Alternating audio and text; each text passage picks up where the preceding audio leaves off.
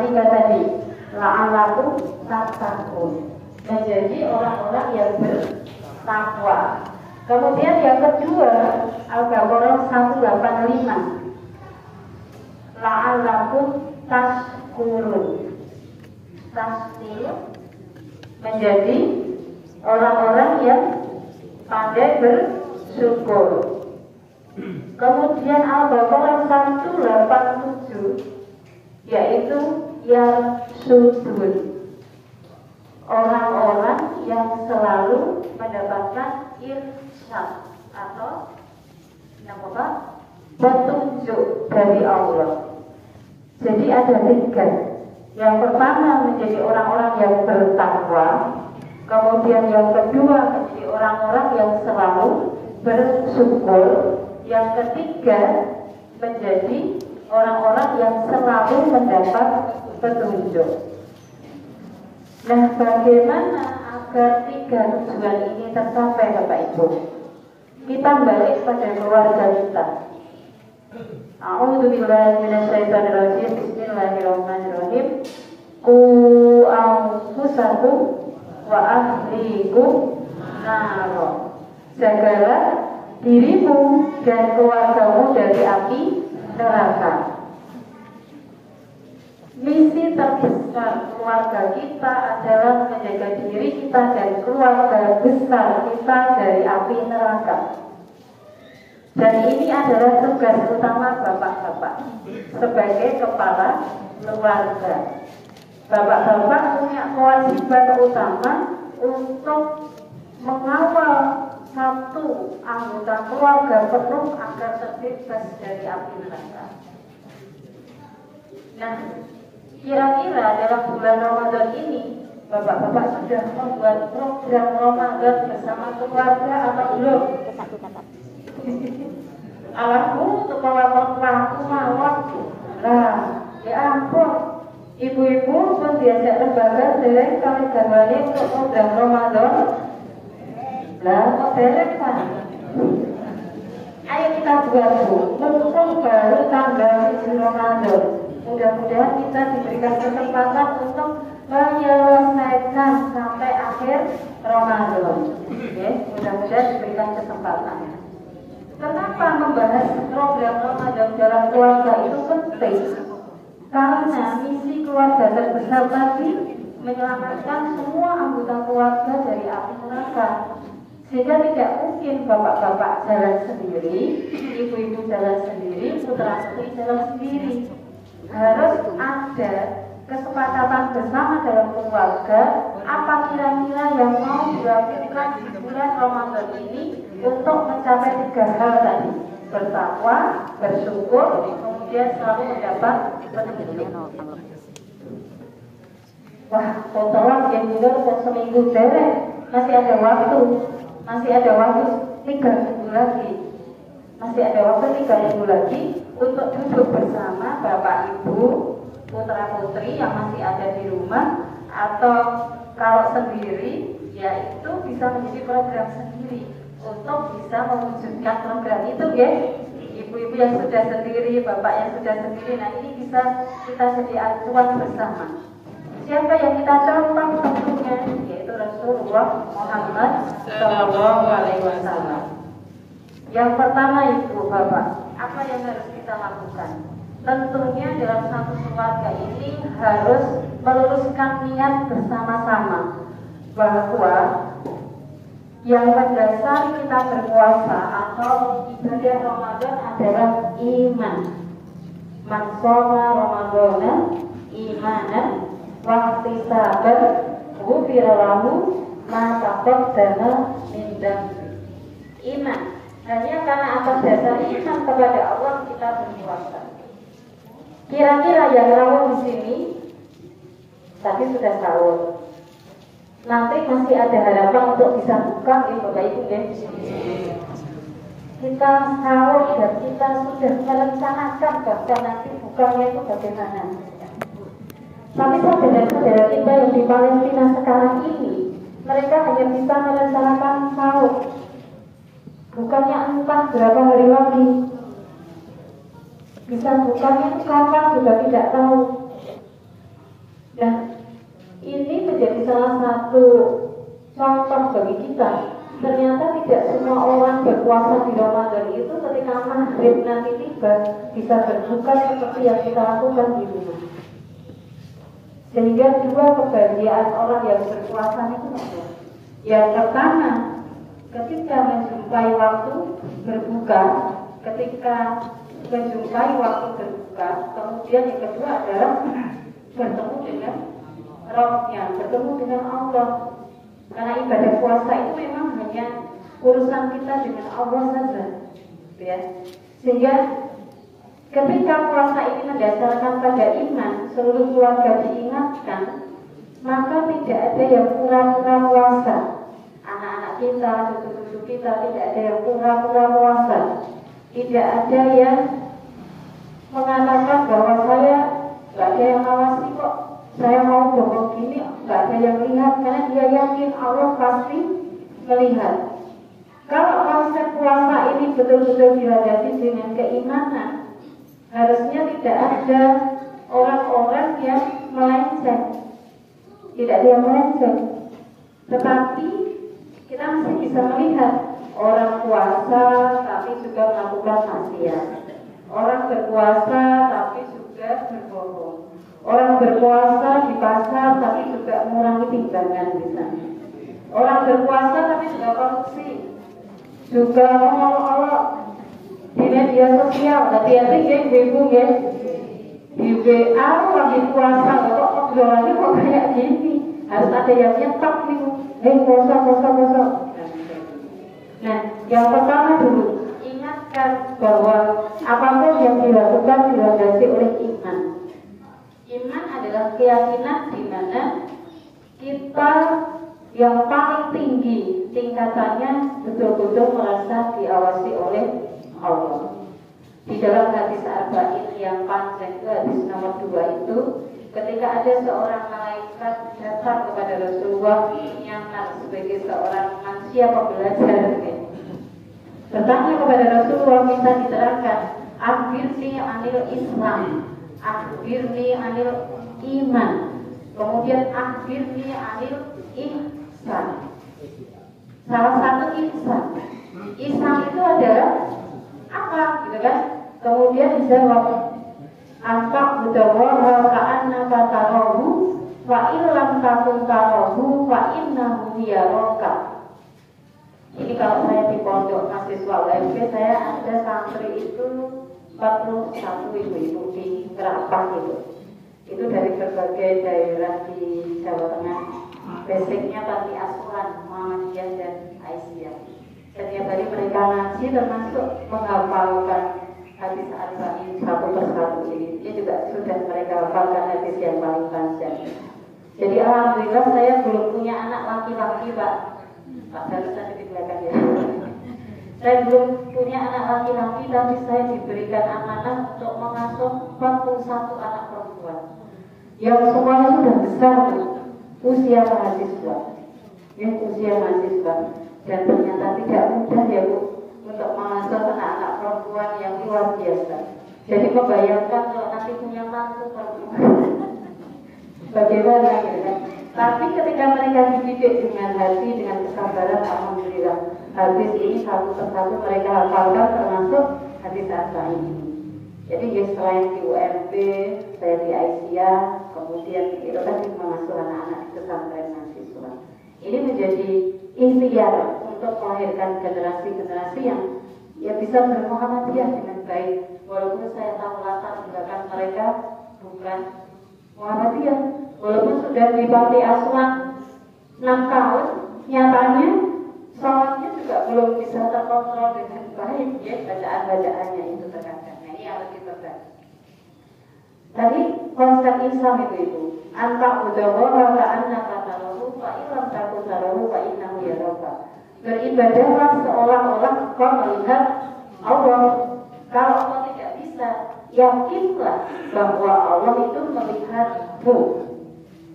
Konsep ini kalau kita terapkan dalam keluarga kita, maka nggak ada suami istri yang berselingkuh, nggak ada yang kedua hatinya, karena dia yakin pasti diawasi oleh Allah. Nggak ada anak-anak yang melenceng melenceng, berbohong dan lain sebagainya, karena mereka selalu ditanamkan rasa bahwa dimanapun kamu berada Allah melihatmu, gitu kan? Seperti itu yang pertama. Jadi iman kita tanamkan dengan kuat pada diri kita, anak-anak kita, dan konsep Islam ini kalau kita selalu tanamkan ketika kita bekerja dimanapun sebagai apapun, tidak harus ada visitasi, kemudian apalagi supervisi dari kepala sekolah, pengawas atau apa, kita sudah bisa melakukan pekerjaan terbaik karena kita yakin bahwa Allah itu pasti mengawasi. Okay? Kemudian yang kedua, ketika sudah mendiskusikan, meluruskan keimanan, apa yang harus dilakukan oleh keluarga?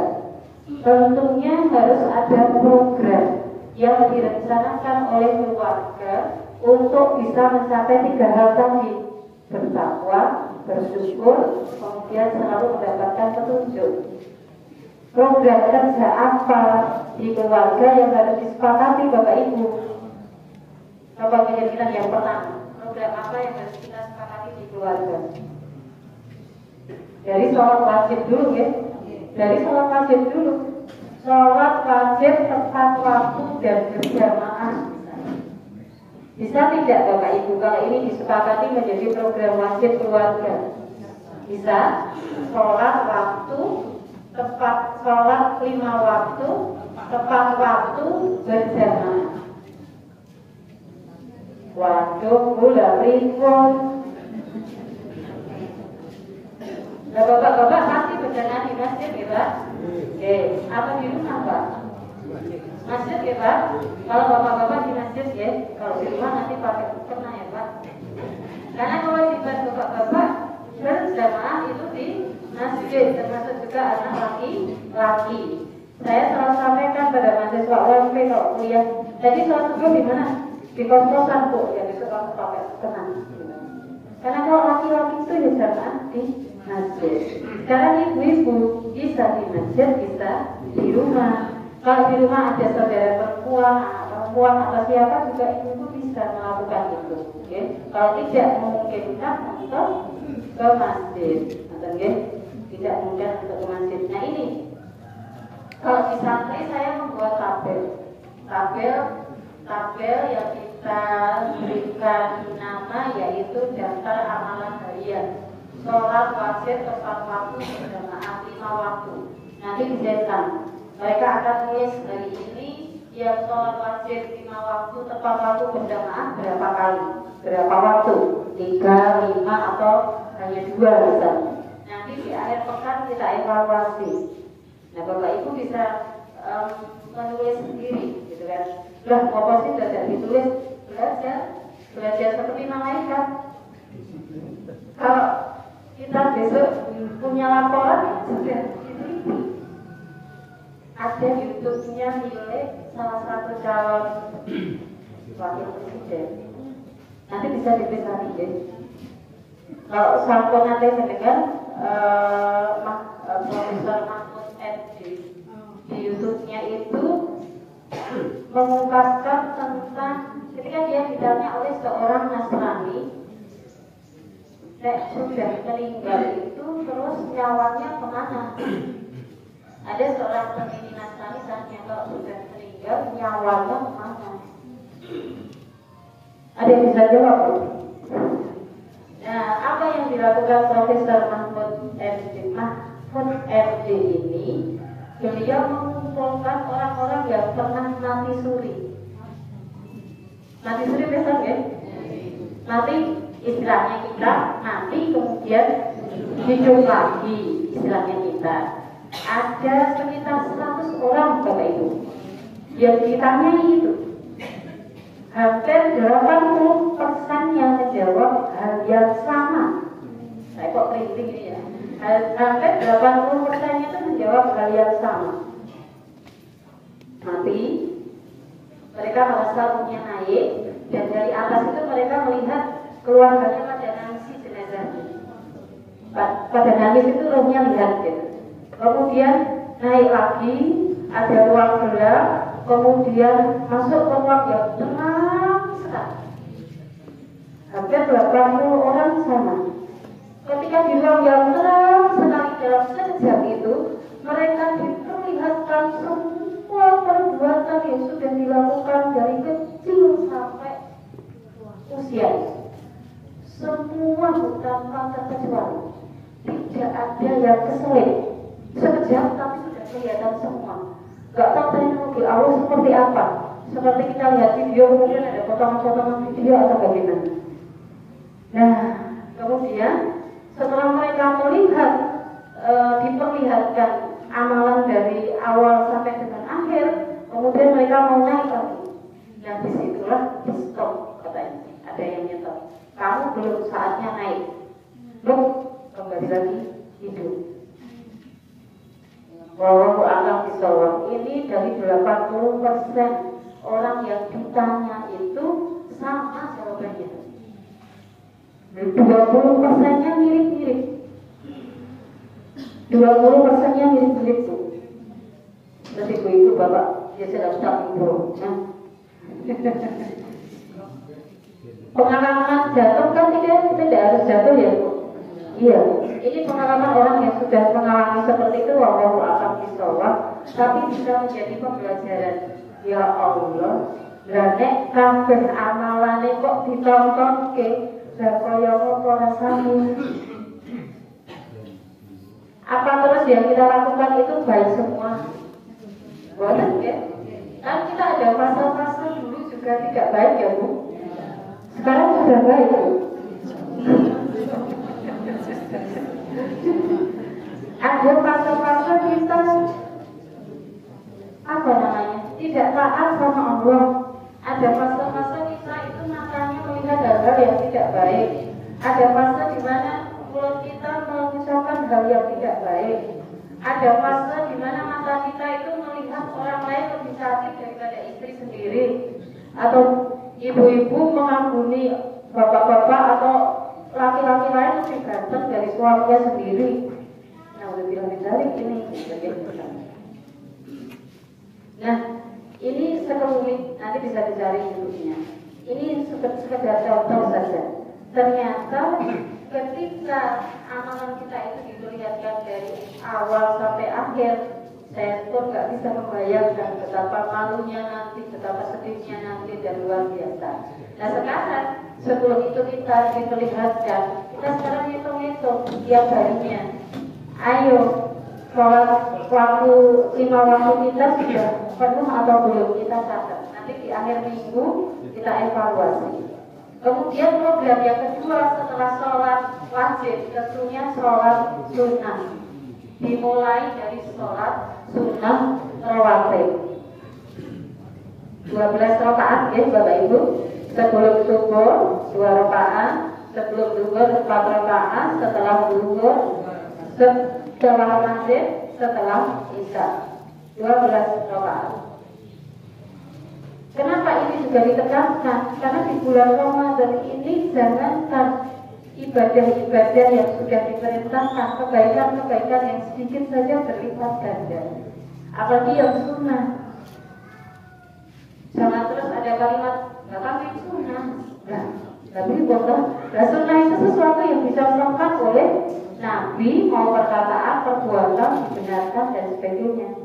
Jangan sampai kita tinggalkan. Kalau di bulan Ramadan saja hidangan yang sudah Allah berikan demikian kompletnya, seperti Bapak Ibu kalau kondangan kan ada prasmanan itu, kemudian bubuk-bubuk, kita kan pengen dirasakan semua gitu kan. Ibaratnya kita masuk Ramadan itu seperti itu. Kita disediakan makanan yang beraneka ragam oleh Allah. Ambil, icipi gitu kan. Bukan ketika buka kita bukan, tapi hidangan amal itu. Kalau kita sedekah begini, baca Al-Quran begini, sholat sunnah begini, sholat wajib begini dan seterusnya. Sholat rawatib ya menjadi program bersama. Kemudian yang ketiga adalah sholat duha. Sholat duha itu kalau di dalam pembagian ada 3 waktu Bapak Ibu, yang itu beda-beda. Mau di awal waktu namanya sholat subuh, setelah subuh 1,5 jam, lanjutkan 3 zikir di masjid, baca-baca Al-Quran, jam 4:30 subuh, berarti jam 6 itu bisa subuh. Pahalanya seperti haji dan umroh, 2 rakaat saja. Kalau duhanya di tengah-tengah, dari jam 8 sampai jam 10, maka itu 4 rakaat biasanya.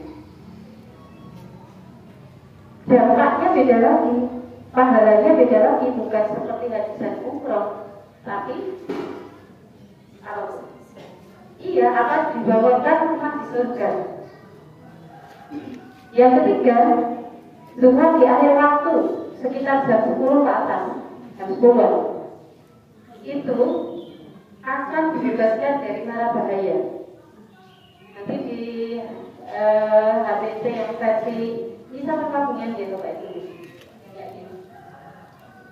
Ibunya putusan saja yang jilid 3 ini bisa dilihat, bisa diperiksa.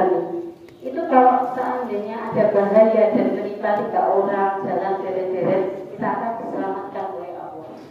Atau ada bencana banjir, gempa dan lain sebagainya, menjadi wasilah bisa sholat berjamaah. Kemudian yang tentunya adalah sholat tarawih atau sholat inggih yang Ramadan, yang versinya banyak sekali. Versi dalam artian mau 2, 4, 4, 3, kemudian ada 2, 2, 2, 2, 3 dan lain sebagainya. Nah ini menjadi program bersama. Ada satu keluarga, dulu saya mengenal di Magelang itu, semua keluarga besar itu kalau tarawih jam 2 malam. Jadi bapaknya yang imami, semua putra putrinya itu karena keluarganya anggotanya besar itu di situ. Jam 2 malam itu setiap hari tarawihnya, gitu ya. Wah, saya masih tidur, mudah-mudahan kita bisa bersama di masjid dan bersama dengan keluarga kita, tetangga kita dan sebagainya menjadi syiar. Itu program yang sholat sunnah tadi, program yang kedua. Sholat apa minggu yang mau dilakukan? Habis ya. Berarti sehari berapa rakaat? 17 ditambah 12, 29. Tuhannya 2 saja, ya, monggo. 31 ditambah 11, 40. Berarti sehari tidak hanya kalau ditanya sholat sehari semalam 17 rakaat, masih seperti anak TK. Masa dari dulu nggak tambah-tambah, hari kita sudah. Pak Anwar ya soalnya bisa Pak. Saya terbang. Ngaku sih juga. Oh saya kan nangkep. Berarti kan doang sih Pak. Ingkang yuswanya sampun 60 ibu-ibu bapak anak. Waktu kontraknya tinggal sebentar. Kalau menurut usia Rasulullah, kurang pun sudah tentu ibu, kalian pun minting-minting. Wah saya masih jauh, wah nggak bisa begitu. Masalah umur ternyata tidak bisa dijadikan patokan tua atau muda deh. Tetapi ini menjadi peringatan. Mosok ya saya mendekati 63 kok ya ora milen-milen maksiate. Mosok ya ora tambah-tambah. Mosok ya masih ada yang subuh belum bangun. Padahal usianya sudah 60 tahun. Nah, kan itu waduh. Nah, ibu-ibu bapak mula malah bersah gede lembut di panjang pun mau sih. Jangan malah minta obat tidur sama dokter, ya. Nanti tidak bisa bangun. Kita kan sering, kenapa Pak? Santai-santai ketika merasa nyaman saja ketika meminum obat tidur, ya. Obat tidur. Tidak ada yang minta sama dokter obat bangun, biar bisa bangun tepat waktu. Oh, alarm. Nah, itu dia. Tapi aku dikatakan maling, ya Bu. Nek murid alarmnya terus jangan dimatikan lagi. Mari ibu bapak. Jadi usia semakin berkurang, maka kita semangati diri kita, jangan sampai di usia tua kita malah tidak siap ibadahnya. Kira-kira mungkin dengan misalnya malaikat Israel datang terus ditanya sekarang di kuliah sekolah ini sinten yang mau siap? Ibu-ibu duluan, saya belakangan ya. Tapi kita tidak ada yang merasa siap ya, belum merasa siap. Saya punya kakak sepupu itu sakit kanker usus. Usianya paling dengan saya selisih 3 tahun. Sudah operasi, sudah kemoterapi dan lain sebagainya. Nah kemudian jam 8 pagi itu dia minta minum, dibuatkan minum susu sama istrinya, kemudian dia ambil pakai sendok, nggak bisa nelen Pak. Kemudian dia bilang sama istrinya, waktu wis sedak, aku kok raiso nelen. Saiki telepon anak-anak wong Bali yang sekolah yang kerja disuruh pulang. Di telepon itu Pak, aku masih bisa komunikasi lancar. Nah kemudian saya anak-anak pulang, bapaknya bilang, bapak wis ora suwe gitu ya, wis ora sono. Nah Pak, apa meter orang kita wis meter betul jam 10 tinggal situ. Dari jam 8 tidak bisa pulang. Yang saya salut kagum luar biasa, kok bisa dia punya feeling, firasat, diberikan petunjuk bahwa memang tidak lama lagi, memang tidak lama lagi. Dari berat badan dia 90 sampai berat badan yang hanya kurang dari 40 waktu itu. Karena terus turun. Habis badannya. Yang luar biasa itu mampu menangkap sinyal bahwa waktunya itu tinggal sebentar. Kalau kemarin ada yang menceritakan di UMD itu seorang pasien divonis umurnya tinggal 1 bulan lagi oleh dokter. Kemudian setelah itu dia kok tinggal 1 bulan lagi, dia mendatangi ustaz. Saya divonis begini, sudah jangan kau pikirkan itu yang sekarang kamu banyak istighfar, banyak sedekah dan lain sebagainya. Pak Bu, menunggu waktu 1 bulan sampai dengan kalau ini 1 Maret, besok dia sudah 1 April misalnya. Pas tanggal 1 April itu dari jam 00 sampai 00 kembali itu pun was-was. Apa harus bisa menyoalisasi ya? Kan 1 bulan. Kemudian anak-anaknya sudah dikumpulkan. Lah kok mati ya? Berlanjut lagi terus menerus sampai akhirnya bertahan sampai 7 tahun itu belum meninggal. Setiap hari dia nggak pikirkan itu lagi penyakitnya. Kemudian pada saat 7 tahun itu dia ingat sama dokter tadi. Dia silaturahmi ke rumahnya. Kemudian dia membukakan pembantu yang sudah sangat sepuh. Mana Pak Dokter, aku mau ketemu. Ya pembantunya mau berdiri begitu. Pak Dokter simptom. Ternyata dokternya sudah meninggal. Yang memberikan vonis meninggal terlebih dulu daripada yang diberi vonis. Nah ini Bapak Ibu luar biasa apa yang terjadi, dan itu kisah nyata. Maka mari, kalau sampai di Ramadan ini kita tidak mampu meningkatkan ibadah, kita rugi. Kalau sampai di Ramadan ini kita tidak diampuni dosanya, kita sudah rugi. Yang ketiga setelah sholat wajib, sholat sunnah, yaitu tadarus Al-Quran. Bapak Ibu jangan hanya egois memikirkan diri sendiri. Bapaknya tadarus, ibunya tadarus dewe, putranya film, cucunya tidur. Tapi bagaimana ada satu waktu bisa baca Al-Quran bersama-sama dalam satu keluarga. Kalau tidak bisa setiap habis buka, setiap habis tarawih atau sebelum sahur ya ambil waktu salah satu, tapi bisa duduk bersama. Ragu malah jadi kesulitan. Ini namanya program bersama keluarga. Dia bisa mengakrabkan keluarga juga, jadi tidak hanya sahur atau buka bersama, tetapi juga tadarusnya bersama. Saya itu kalau di rumah saya di suami saya, ayo tadarus, ayo tambahin lagi, sektor, ayo saiki, gitu kan. Anak-anak juga sama sejak dari kecil sebelum mondok. Jadi mereka sampai hafal betul kalau habis maghrib, habis buka sebelum isya, pokoknya tadarus baru. Nanti habis isya tadarus lagi, habis subuh sambil nunggu kuliah subuh di UMP juga tadarus lagi.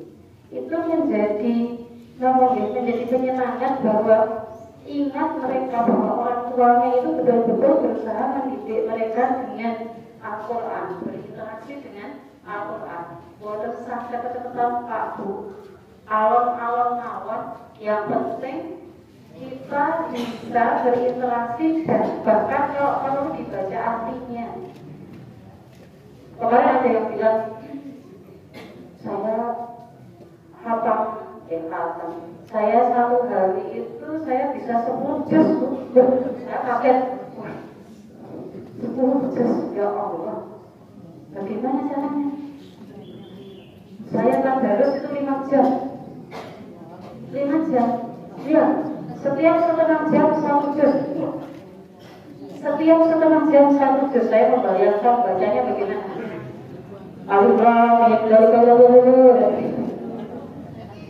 Kalau itu hafid Al-Quran, oke, memang beliau harus mengulang-ulang.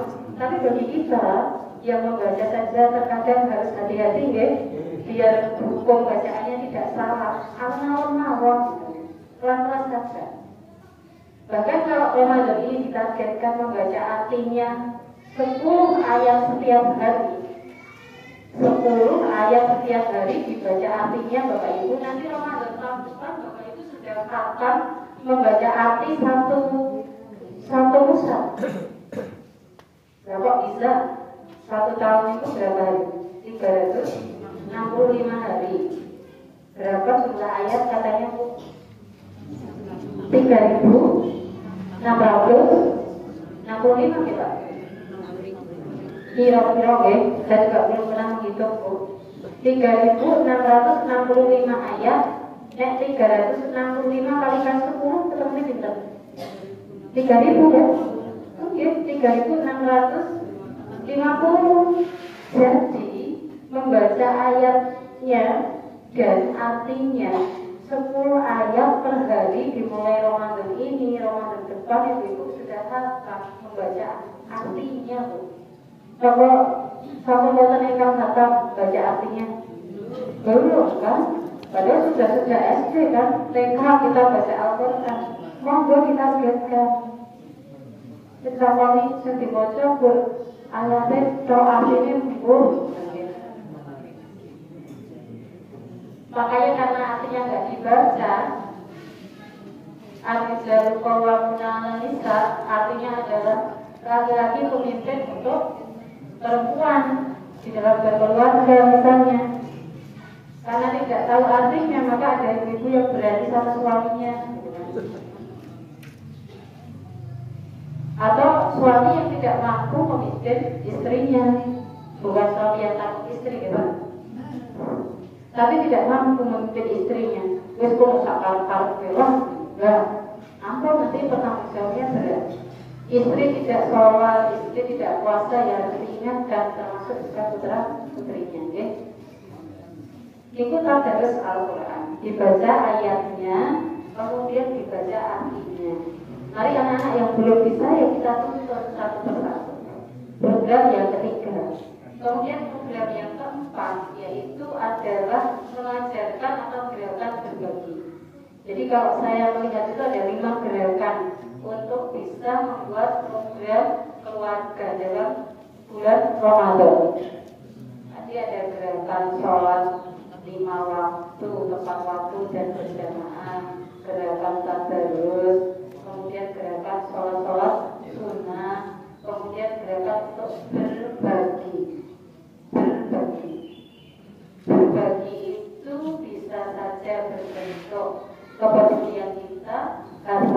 kita, ilmu kita, atau hal-hal yang bisa bermanfaat untuk tetangga-tetangga kita atau orang lain. Nah, bagaimana mengajarkan anak-anak berbagi kalau tidak pernah dilatih, Bu? Kalau anak-anak atau dalam pandangan kita bahwa orang tuanya itu tidak pernah memberikan contoh, tidak pernah mengajarnya, bagaimana mereka akan menirunya? Lalu sudah dikasih contoh saja tidak bisa langsung ditiru, ya. Apalagi tidak dikasih contoh, apalagi tidak dikasih contoh. Yang real, ibu-ibu mau berbagi dengan tetangga sekitar itu tiap hari apa? Ditargetkan. Misal, sekedar makanan untuk berbuka. Hari ini 1 bunur, besok 1, besoknya 1, besoknya 1. Berapa jadi banyak dalam 1 bulan? Banyak dalam 1 bulan, ya. Sesuai dengan kemampuan kita tentunya. Tapi kalau kita mampu, jangan terus bilang, oh kira dia bohong. Ya nanti sama Allah jadi nggak dikasih apa-apa itu. Allah yang sok bermental miskin. Kau bayar zakat, aku mau duit kok padahal duit. Kau infak, aku mau duit kok padahal duit. Jangan sampai kita diberikan kemampuan oleh Allah, tapi kita merasa punya mental miskin, punya mental yang akhirnya semuanya mengharapkan bantuan, antri sembako berkilo-kilo dan lain sebagainya. Lebih baik kita yang memberi daripada kita diberi, ya. Kita tekankan itu, Bapak Ibu, berbagi. Dan berbagi itu juga perlu hati atau rasa. Merasa apa?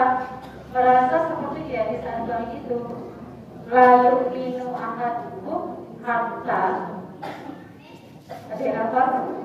La yu'minu ahadukum hatta yuhibba li akhihi ma yuhibbu li nafsihi. Kalau ada yang salah saya mau koreksi, ya.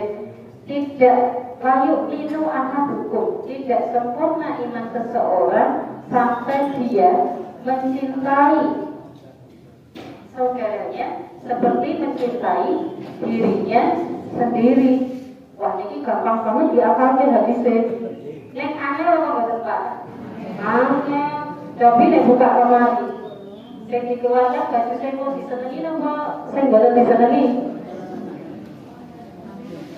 Oke, padahal kita kalau diberikan kesempatan memberi itu memberi yang terbaik, bukan memberi yang kita tidak suka. Infak, kota infak, di sini kota infaknya tidak sangat, ya, tapi bisa. Harusnya sudah bisa disiapkan dari rumah, ya. Mau warna merah, biru, ungu, sampai abu-abu. Padahal Allah itu memberikan petunjuk, kilo warna merah, biru, apa-apa. Tetap di situ abu-abu, ya bisa. Ini buat di sini, Bu, di tempat lain. Yang terbaik, karena itu yang mau kita berikan untuk diri kita, untuk diri kita sendiri maksudnya. Sehingga itu perlu dilatih oleh anak-anak kita, terutama yang kandungan putra alim-alim atau cucu, dan besok biasanya dapat apa itu kalau lebaran? Amplop terus ibu yang nyimpen. Kayaknya kasih pakai ibu. Sesuai enggak ibu belanja. Nah, anak akhirnya menggugat. Ada pernah seorang anak bilang, ibuku tuh curang kok, bener. Ya, kenapa? Semua sapuku tuh dinilai. Aku nggak tahu uangnya tuh berapa. Apa kalau ibu-ibu tuh kayak gitu, ya? Ibu-ibu loh, Bu, bukan bapak-bapak loh. Biasanya yang kok minta ibu atau bapak? Ibu, aku belajar pasar, ya. Nah, terus bagaimana? Anak dibuatkan kotak. Kalau anaknya 3, ya kotaknya 3. Atau susunya 3, kotaknya 3. Dikasih nama. Kalau ada amplop, masukkan sini. Nanti besok kamu yang buka sendiri. Anak itu nggak merasa Allah. Tapi kalau sudah diterima terus buru-buru, wah, aku nggak kenal ibu. Tahu tergesek, gitu kan? Misalnya lainnya nggak tahu. Ditaruh di situ, Bu, nanti sampai bertahun-tahun kemudian baru dibuka. Masya Allah, ternyata hasilnya buahnya. Saya kaget dengan yang diperoleh anak saya sendiri. Nah, kok bisa bisa segini banyaknya ya? Iya. Mas ini mau untuk apa? Kalau menurut ibu untuk apa? Ya sudah, harus ditawarkan amal soleh yang ada. Jangan untuk beli ini. Jangan. Nanti mereka akan merasa bahwa uang itu berarti untuk belanja, untuk beli. Jangan itu, tawarkan saja kebaikan. Di sana tuh ada anak yatim yang nggak bisa bayar sekolah, jadi kan misalnya hal seperti itu. Yaitu mendidik anak untuk bisa berbagi. Kemudian yang terakhir adalah infak, gerakan infak dan sedekah. Kalau pernah mendengar kajiannya dari Ustaz Hidayat yang menjadi wakil majelis taklim di pimpinan Ustaz itu, maka yang namanya infak harus direncanakan. Siapa yang mau dituju, infak dan sedekah itu harus direncanakan. Kalau lewat lazismu juga harus direncanakan. Berapa besarannya? Kalau kita mau memberikan kepada tetangga kita sedekah juga direncanakan. Boten teko-teko, ujuk-ujuk, tapi ada sesuatu yang terencana. Sehingga kan ada gerakan infak Rp1.000 per hari misalnya. Atau ibu-ibu di Aisyah sudah ada gerakan infak subuh. Tiap subuh ibu-ibu memasukkan uang itu ke kotak. Kalau nggak punya kotak belum dapat, dia pakai botol air mineral atau apa. Setiap subuh. Kenapa setiap subuh? Karena ada hadisnya. Ketika kita melakukan kebaikan di awal waktu subuh, maka ada dua malaikat yang akan mendoakan kebaikan untuk kita semuanya. Dua loh malaikatnya, kita cuma sendiri. Ya saya punyanya 1.000, bukan ya 1.000 yang dimasukkan ya. Tapi jangan punya 5.000 nggak punya 1.000 ya. Nanti bu kalau sisa belanja, sebelum belanja bu ambil dulu. Masuk ya nggak ada gitu kan Rp1.000. Ya kalau nggak ada 500 loh. Itu juga nggak ada rumah masa 1.000 kan? Nggak mungkin gitu kan gitu. Jangan sampai kita merasa apa-apa nggak punya, nanti beneran tidak punya. Kita lihatkan punya harus kita paksa. Bapak-bapak juga melakukan hal yang sama ke masjid, bahwa infak subuhnya ke masjid Pak. Bahwa terus dari rumah pokoknya besarannya berapa, rutin dibawa masukkan. Mudah-mudahan dari situ kehidupan kita hari itu mendapat banyak kemudahan, mendapat keberkahan dan juga dari Allah. Tentunya segalanya diniati untuk sama-sama mencari ridho Allah, meluruskan itu untuk mencari ridho Allah. Nah, ini barangkali 5 gerakan tadi program keluarga. Monggo karena baru 7 hari, kalau yang belum bermusyawarah dengan keluarga, tidak hanya sahur dan buka bersama, tapi program kerja ini perlu dibicarakan. Siapa tahu ini Ramadan terakhir Pak, yang kita tidak tahu tahun depan bisa ketemu lagi atau tidak. Pengennya bisa ketemu lagi, tetapi kan belum tahu. Lewat Ramadannya sampai akhir saja kita tahu atau tidak? Tidak tahu, ya, tidak tahu. Bapak saya dulu meninggal ketika Lebaran kurang 3 hari, berarti tanggal 27 Ramadan. Waktu itu saya minta izin ke UMP, Pak, mau tak ke UMP dulu ngurusi zakat fitri karena saya panitia. Apa yang dikatakan Bapak? Iya, kono kowe sesuk wis ora mlaku nang Purworejo. Aku wis sehat. Besok aku wis sehat. Saya nggak berpikiran apa-apa. Betul Pak, besok beliau sudah sehat untuk selamanya. Karena pas maghrib tanggal 27 Ramadan dipanggil oleh Allah.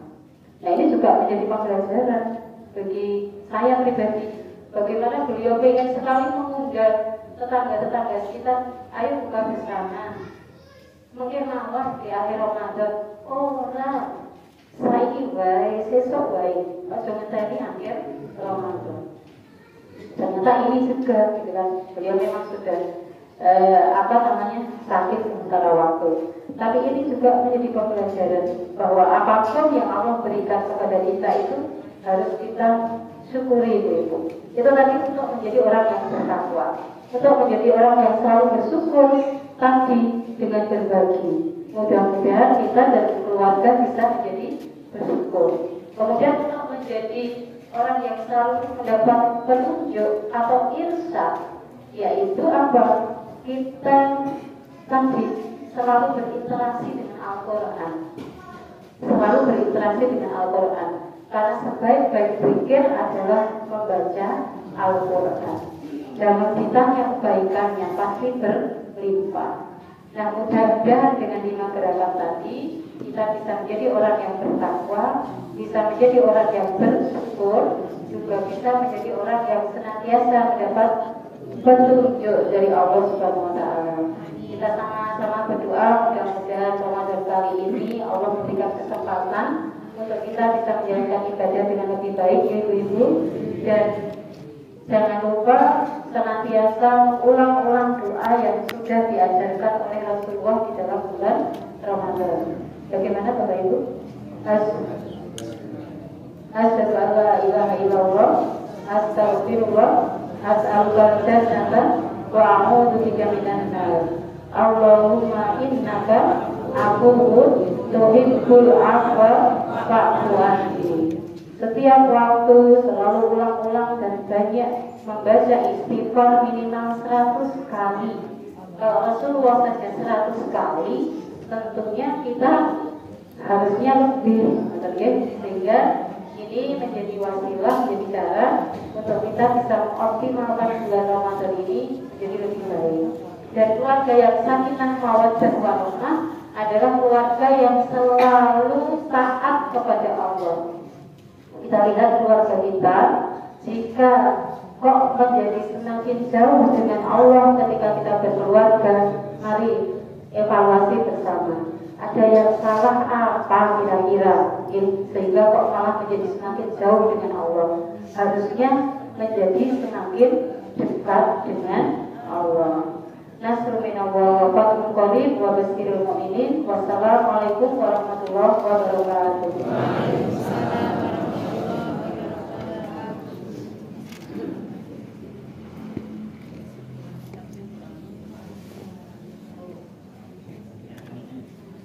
Alhamdulillah, terima kasih kami sampaikan kepada Ibu Nur Aziza atas penyampaian materi yang telah disampaikan. Selanjutnya, ini dari panitia akan membuka sesi pertanyaan. Akan kami buka untuk 3 pertanyaan. Monggo mungkin dari Bapak Ibu, bila ada yang ingin bertanya, kami persilahkan.